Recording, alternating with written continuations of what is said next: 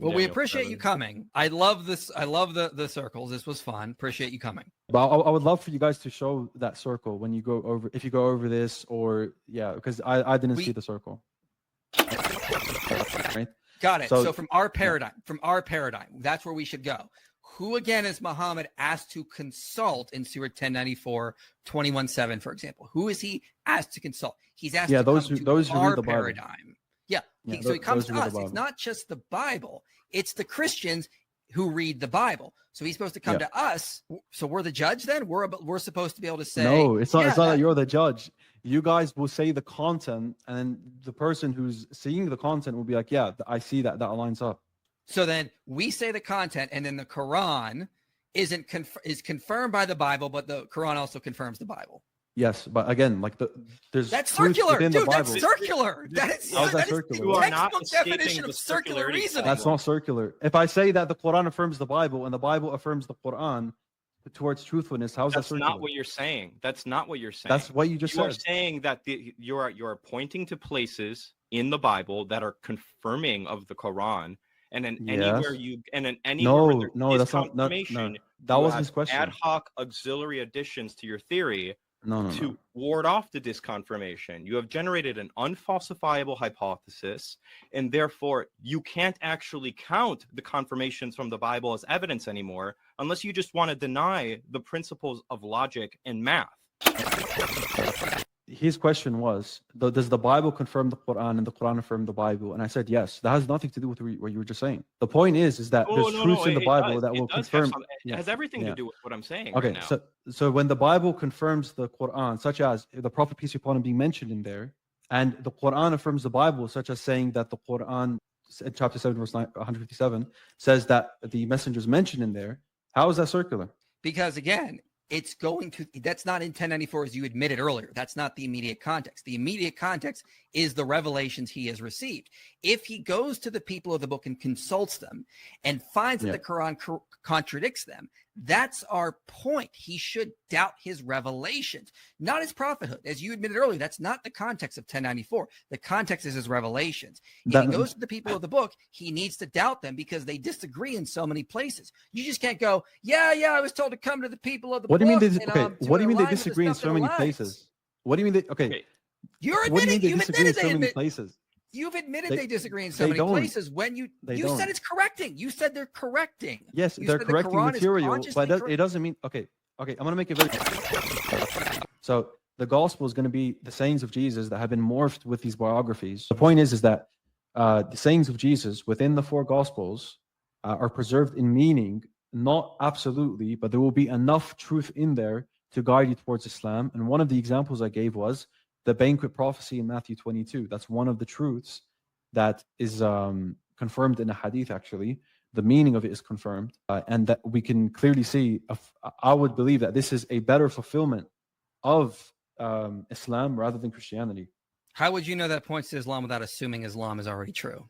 Because I can see who fulfills Matthew 22 the best. You can see the Muslims fulfill the best. But you said, here's the problem. You said that the Quran is correcting. So it's going to tell which parts are reliable. But then you're going to say we can go to these parts and then use them to argue for Islam. So this is, again, you're arguing in a circle again. A Christian already accepts all of the scriptures already. Like Matthew, he accepts all of Matthew, for example, right? And that includes the crucifixion, the atonement, the death, and the resurrection. Okay, beautiful. So there are parts, sure, that contradict Islam. But there are parts that prove Islam. That's why I'm saying it's general. Because there will be enough truths in there, even though it's mixed with falsehood. There's enough truths in there to prove Islam. How do we know which is the true and which isn't? You can see if this is fulfilled within Islam or not.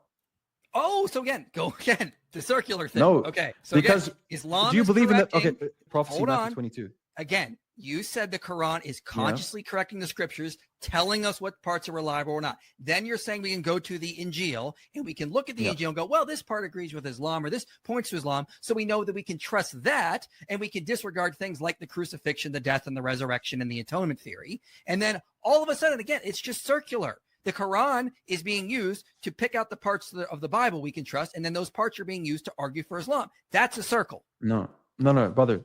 What I'm saying is that is the Injil on your hypothesis? Is the Injil just a collection of sayings that agree with the Quran minus all the places that it's going to be that mixed in within you have within an a biography. Hypothesis. Therefore, the Bible cannot, evidentially speaking, cannot confirm the Quran. Yeah.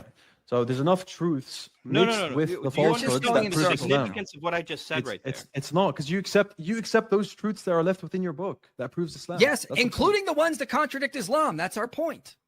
Would the audience of the writers of the Quran, in other words, in the places where the Christians are being told, judge by what you have, would the Christians have understood the Injil to mean what you are saying? And would the people at the time, based on what the Quran, so based on how the Quran is describing it, what is given to Jesus, they would understand that it's Jesus' sayings and not his biography. So they would know it's his preaching. That is a very different hypothesis than what you stated. The general hypothesis, the sayings of Jesus, is different than your hypothesis, the sayings of Jesus that agree with the Quran minus the places that disagree with the Quran. That's why I said it's a general, like I said you're still going in general. It's specific. It's the sayings of Jesus. Okay, let me put it. You're saying the only things that we know are historically verifiable, but then on the other side of your mouth, you're saying the things we know that are true. How are you going to correct the things that you know are true or false if some things are not going to be historically verifiable? I said on the condition that there is a prophecy of Prophet Muhammad within the Gospels, then the Quran's claim of you have truth in there that confirms Islam wouldn't be fallacious. Do you agree with that? Not necessarily, but again, this is completely irrelevant to the point you were just making. But this is the whole point I'm saying.